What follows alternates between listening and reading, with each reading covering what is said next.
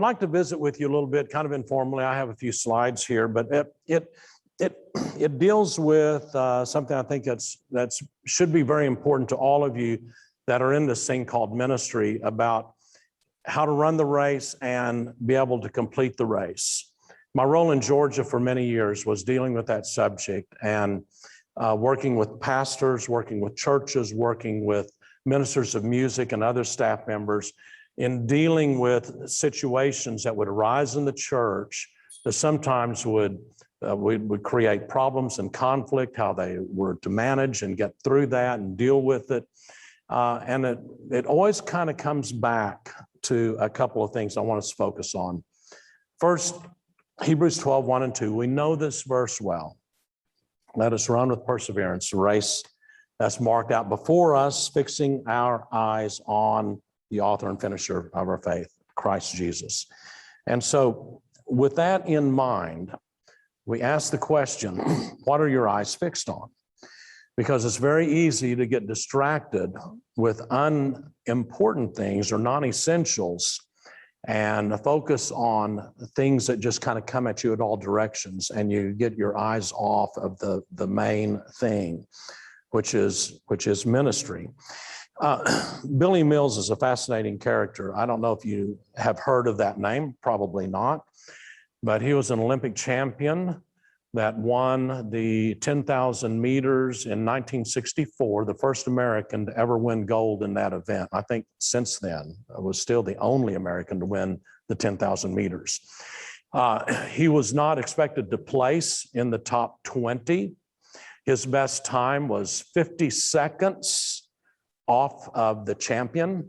Now, you put that in perspective of 50 seconds is a full lap behind whoever would win, and or the champion at that time was a fellow from Australia, Ronald Clark.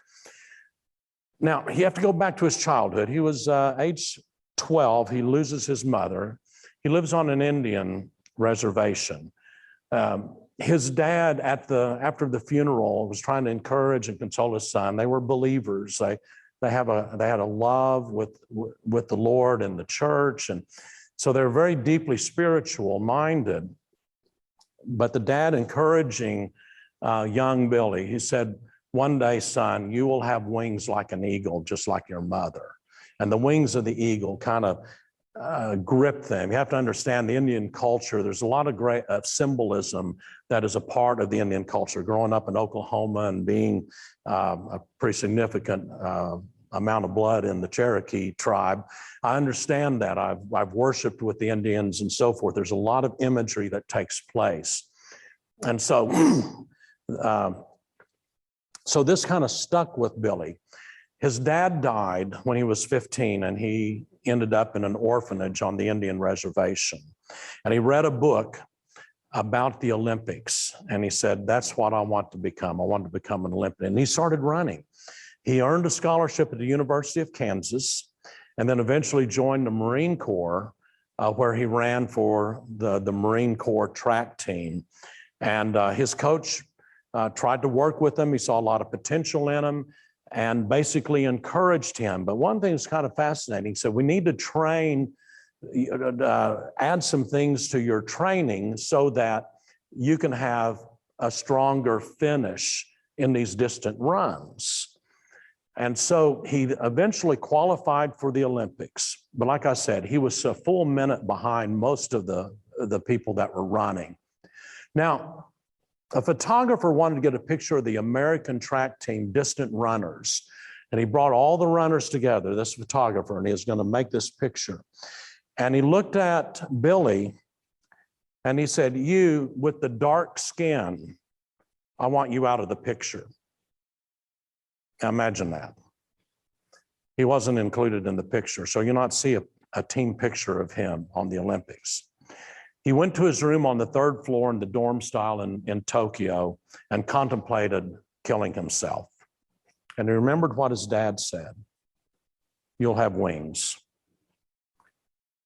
He entered the race. He was behind most of the time. He was also hyperglycemic. So at the end of the race, sometimes he just could not finish. And he saw in the last lap this thought about, am I going to finish this race or not? And then he saw in front of him from Germany an individual that had on his back wings of an eagle. And he saw that on the back jersey of someone they had already lapped on the meet. And he went after that, and he fixed his eyes on it. He ended up winning the race, which was considered the greatest upset in the history of the Olympics, even more so than the miracle on ice of the Olympic team, because no one had ever done that before. He set a world record at that meet because of where his eyes were fixed. Now, why do I bring that up? Because I believe many times I believe that sometimes we have our eyes fixed in the wrong location.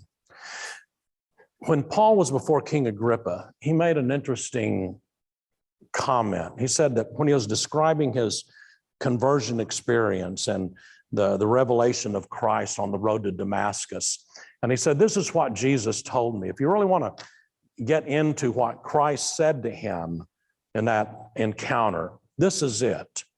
He said, I have called you to be a minister and a witness of the things that I'm going to show you, that you might deliver Gentiles from darkness to light, that you might deliver them from the power of Satan to the power of Christ through faith in him. And so he uses this word minister. Now, if I were to ask you what is a minister, sometimes we would define it by, well, this is what we do.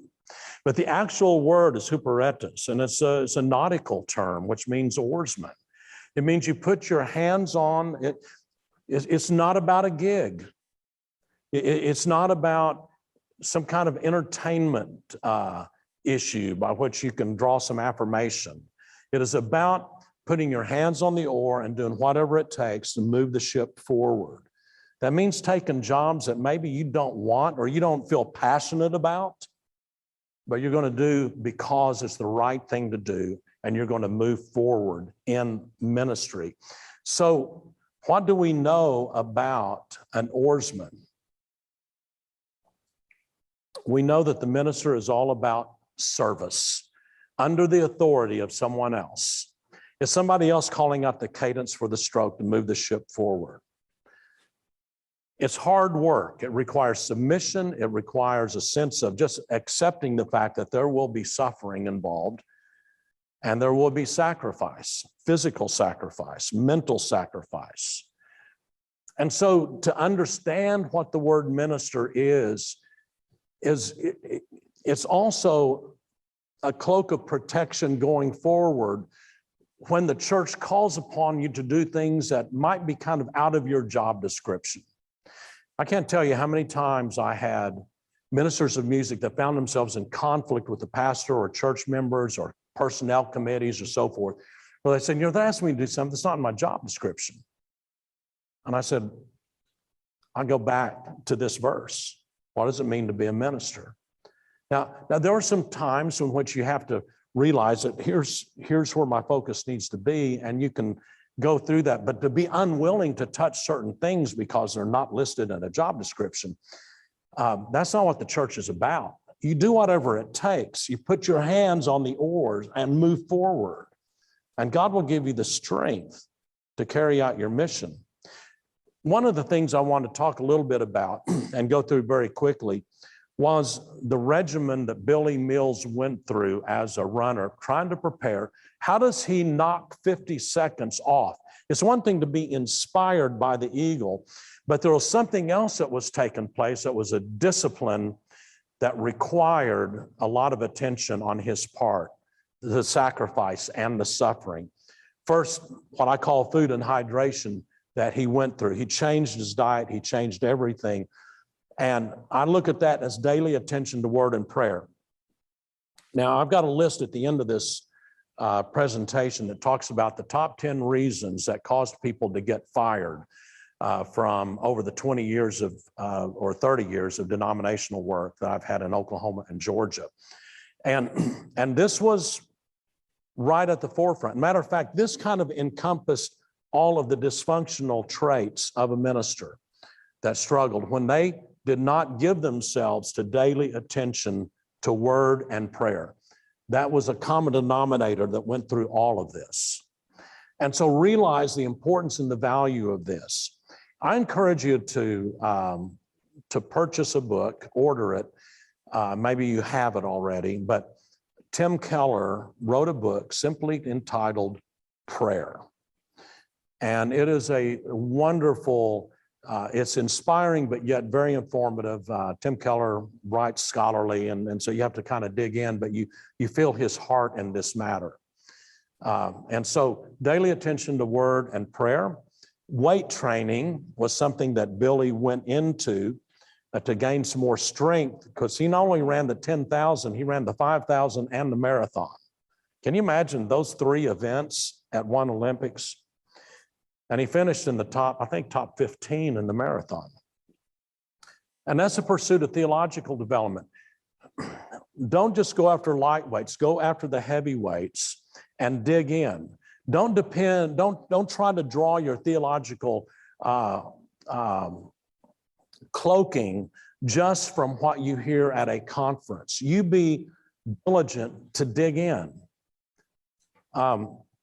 Several books that I read that go, pretty deep. One of the books that helped shape my theological perspective is Bonhoeffer's Christ the Center. What does it mean to adopt a Christocentric theology?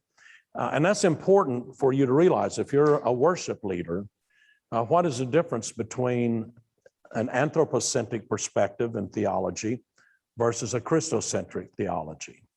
There's a huge difference.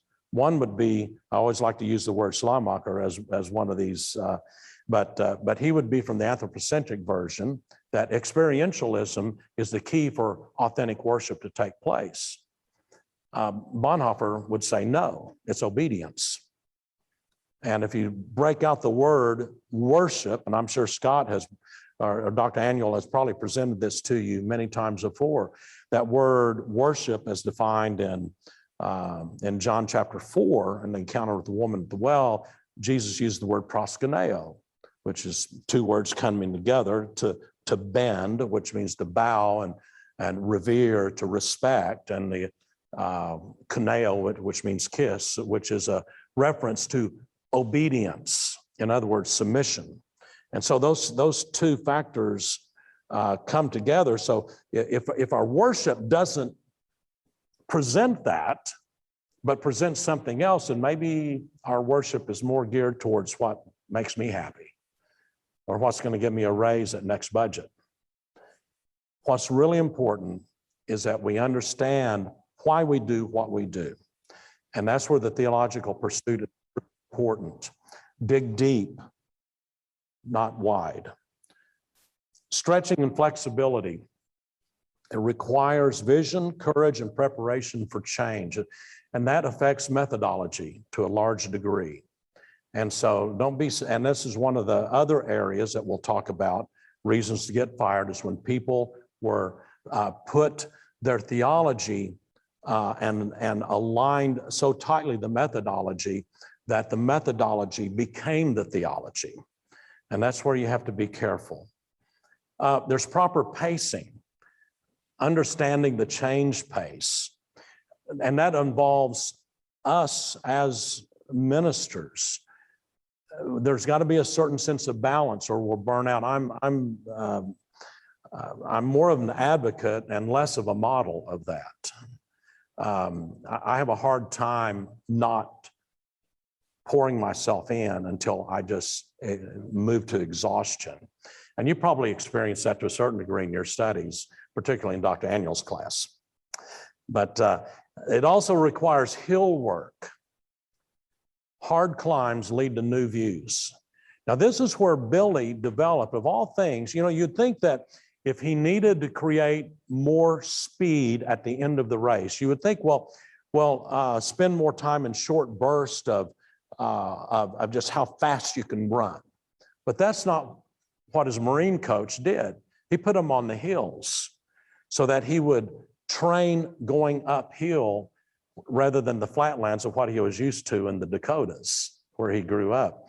He wanted to put him on the mountains so that he would run uphill to build new strength that would create more speed when he needed it most.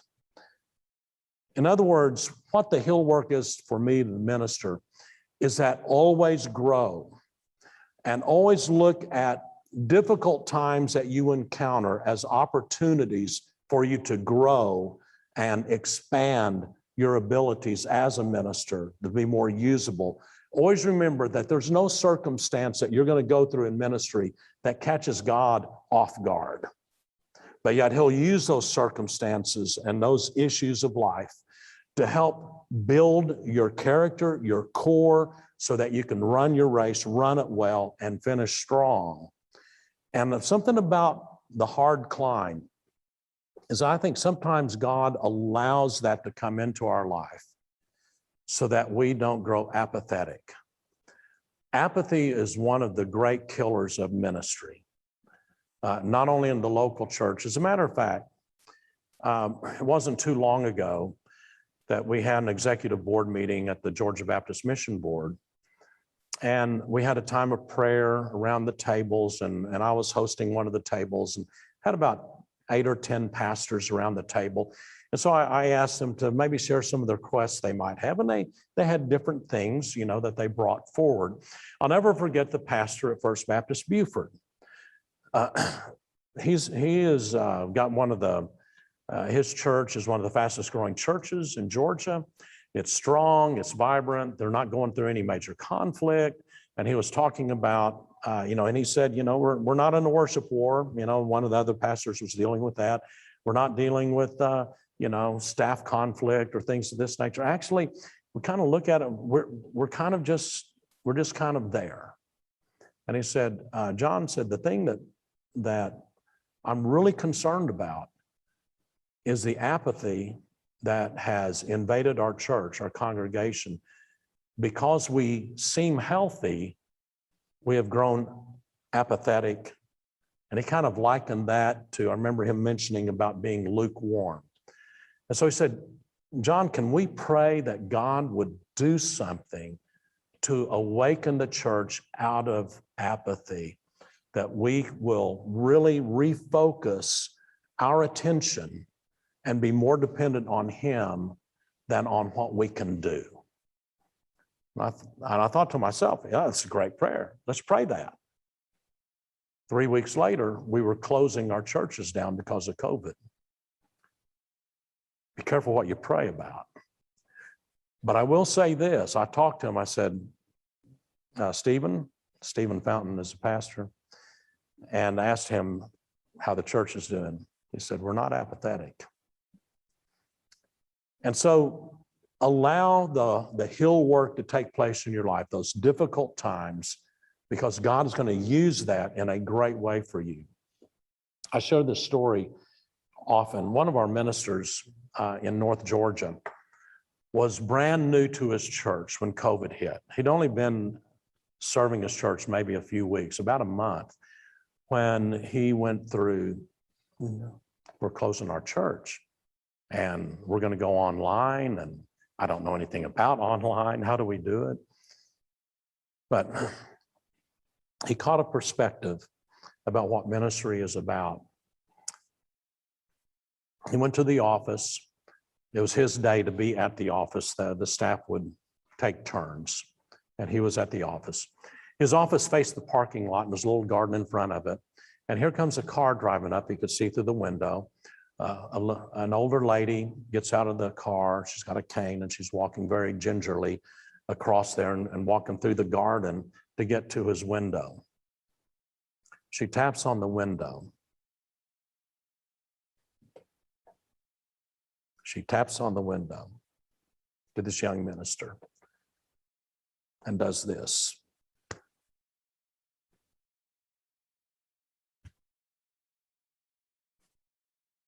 I'm praying for you with all my heart. He called me and he said, John, this lady lost her husband 2 weeks ago to COVID. I should have been there for her, but she was encouraging me. He said, and he was a young minister. He said, I think I get it now. He'll work prepares you for the journey. So don't be afraid of it. Be courageous through it. Another thing, excuse me, run with runners. Relationships matter. You know, you're developing friendships here on campus and around. Stay connected with one another. Isolation is a challenging thing that creates dysfunction. And so run with runners. Those relationships matter. And then be that mentor to those that come behind, because you'll find that'll hold you at a higher level of accountability as a result. Rest. You need rest. You need Sabbath retreat. That helps keep us balanced. And then Billy Mills' journey also included something called cross training. Well, I kind of took liberties with this, but the cross is the why of ministry. And really, that's where our attention goes to. Jesus said that we're supposed to take up the cross and follow him. And so keep your eyes on the main thing. Ministry is not a gig. It isn't about size, funding, or prestige. It's about service.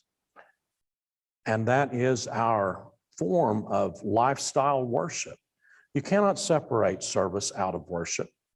As much as we would like to do our thing and serve out of our passion and out of our skill sets and talents, it's probably less about how good your band is or how big your choir is or how in tune your orchestra is. And it's more about just, do you care about the sheep you've been called to serve?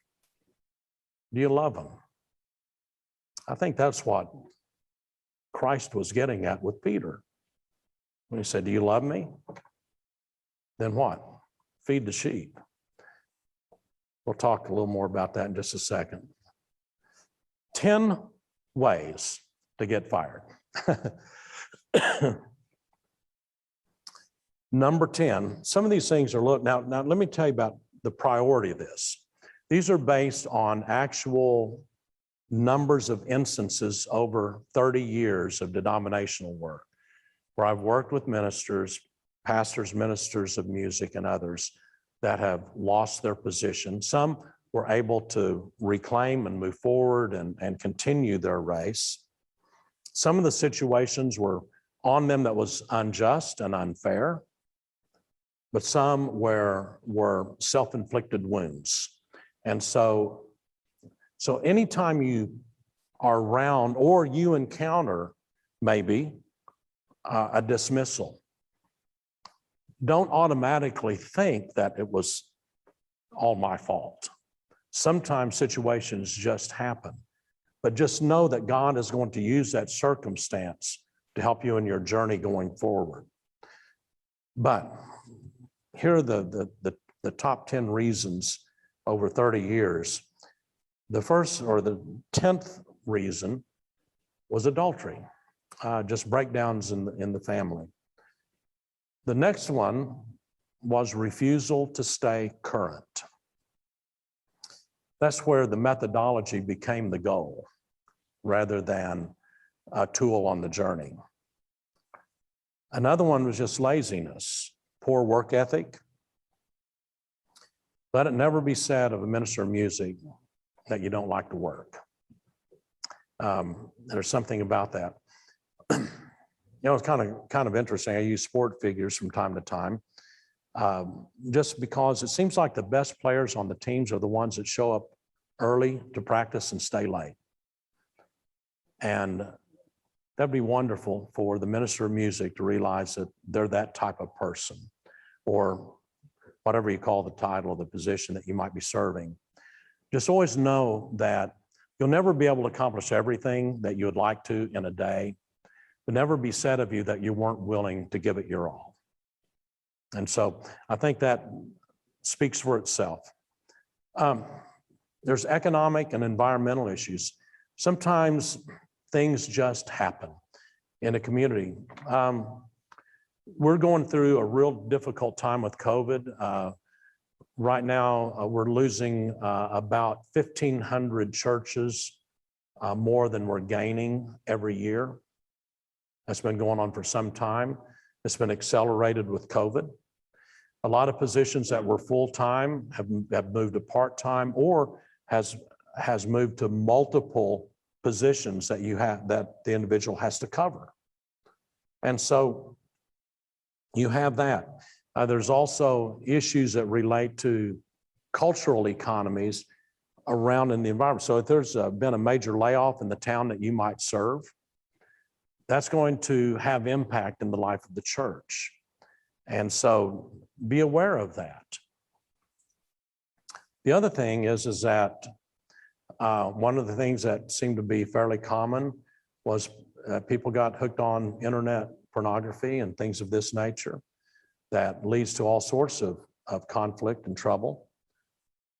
There was personal and family problems, including interference of a spouse being the initiator of conflict in the life of the church. Sometimes this would happen where a spouse felt that the husband, or in some cases the wife, was unfairly treated. And so there's a reaction that's given that creates a backlash to that staff. I've seen that happen in multiple occasions. So it's real important that as a family, you have discussions about how to handle conflict, what is going to be appropriate, and what is kind of off limits. The other thing was stylistic shifts and conflict that arises among lobby groups. Know that when there are extreme churches in the extreme change in the church that might be initiated by the pastor or by a committee, that the greater the change, the greater tension. It's kind of like the rubber band. The farther you stretch it, there's a tendency for it to eventually break, and it can't handle the tension. Well, this happens with some of the methodologies because we have placed such a priority on what I call experientialism that if they don't get experience, well, then all of a sudden they kind of look at it and say, well, I just don't like that, so we need to have something else. Now, the church down the road, they've got their thing going. Maybe we need to be more like that church. And so they import a methodology that might not be supported by the resourcing or the giftings of the congregation, but they dive into it anyway, and it creates an explosive environment of frustration and dysfunction, and it takes a long time for that to be healed. And so just know that anything that you're going to do that is going to evoke a major change is going to create tension. Some of it can be positive tension, but if you go farther than the capacity of the church or the resources of the church to provide substantive support for the change, there will be a reaction, and many times it's going to be conflictive that is going to be beyond your ability to handle it, control it, or to be able to minimize it. And then there's issues with conflict with the pastor and or the staff. Let me encourage you that whatever role of ministry that you're going to be involved with, always find opportunity to give support to the other ministries of the church by participating, by engaging, by showing support, by showing prayerful support. There were times in my own church that we would, from time to time, I'd take the choir and I said, there'd be other things that'd be taking place as we would be rehearsing on Wednesdays and a lot of things going on at the same time. Sometimes as a choir, we would just go and as a group and prayer walk and pray for the other entities that were taking place. I always loved being a sponsor on our youth camps. It was one of those things where the youth minister and I were deeply tied to each other's ministry areas. And so he would always be, matter of fact, he always attended youth choir. We had a youth choir. And so he was always a part of the youth choir. I was always a part of his work and his ministry. And they saw us as a family of ministers. Throwing out something kind of anecdotal. I don't name drop. I don't know a lot of superstars, I guess, in ministry, I guess, in some ways. But But one name that I do like to drop because he was just a dear friend, that was Cliff Barrows. I don't know if you know who Cliff Barrows is or was. He passed away. But he was the what would be the minister of music for Billy Graham for 65 years. Yeah, it was in the 50s, and the Graham Crusade was taking place in Los Angeles. The person that was going to lead the music for the crusade came up ill, and the wife remained home, and she was the pianist. And they said, well, there's this young guy that just graduated from Bob Jones University. His name's Cliff Barrows. He's from California. Maybe he can do it. And so he stepped up. Billie Jean played the piano, and so he stayed with Billy Graham for the entire tenure. I asked him, I said, Cliff, tell me, what was the secret of maintaining a good relationship with Dr. Graham all those years? I said, was there ever a time in which there was any conflict or any kind of frustrating moment? Any time when maybe he said, oh, yeah, I think you need to do this song or that song, or, and you kind of reacted to it. How did you deal with conflict? And he looked at me. He said, John, there was no room for conflict. There was no room for tension, because whenever we met, we spent more time in prayer for one another than we did taking care of what would be the business.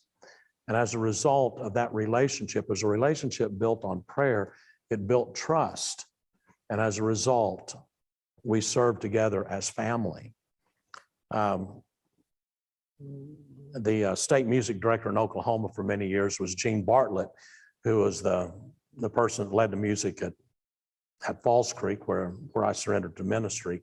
And he told me one time, he said, John, always remember in ministry, pray together, plan together, and play together. Your church needs to see your staff team as friends and family. It reduces tension in the life of the church. And I think he was right. So another thing, neglect of a devotional life that leads to spiritual dysfunction. That's where we're talking about the word and prayer.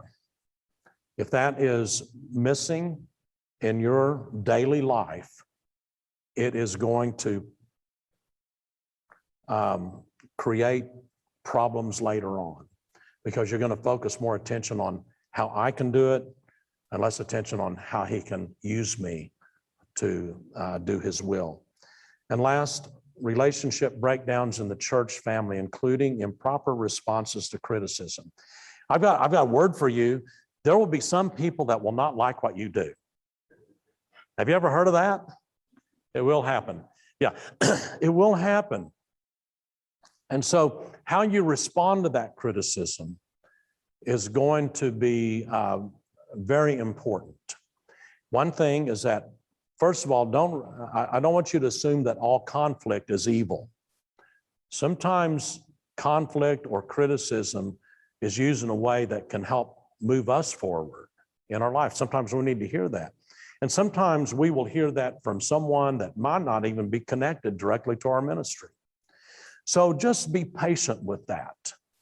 Sometimes the sheep are a little contrary. Matter of fact, often they are. But you still have to love them, and you still have to feed them. And here's something also, you don't get to choose your sheep. Know that God will choose your sheep for you, and many times he will choose the sheep based upon how he's going to build you, and how he shapes us sometimes is affected by the zone we live in. You'll be in ministry settings in which you're out of your comfort zone. Learn to love the hard sheep. And I think God will bless that. I know we're getting ready to close up. Couple of helps. Continue to grow by taking advantage of ministry training. Don't quit learning. Stay in the race and grow in it. Attend conferences, participate in state ministry opportunities. Deal proactively with conflict. A good book that you might want to consider, 2 books. One is Managing Church Conflict. I tell you, you're going to go through it, so you might as well go ahead and get the book. Hugh Halberstadt, Halverstadt, Halberstadt, has written a tremendous book that's used a great deal by the Speed Leads Institute and so forth, the Alban Institute, of dealing with church conflict. It helps you recognize early stages of conflict by which you can deal proactively with it, where it can actually build a nice bridge to your congregation. Another book is 8 Essential Steps to Conflict Resolution by Dudley Weeks, W-E-E-K-S, 8 Essential Steps to Conflict Resolution. Okay, so deal proactively with conflict. Remember, not all conflict is evil. It can have positive outcomes that bring honor to Christ. Another thing, learn to laugh, especially at yourself. It's okay, we make mistakes. I showed up a little late, right? Okay, my wife, she's gonna love this, Scott, because, you know, we have a kind of a running feud because my wife is just the opposite of me. I'm an hour early. She's on married time. You know, it's just married time. That's all there is to it. And so she's going to love it that I showed up late today. Stay balanced. Take care of your family and put a filter on your computer.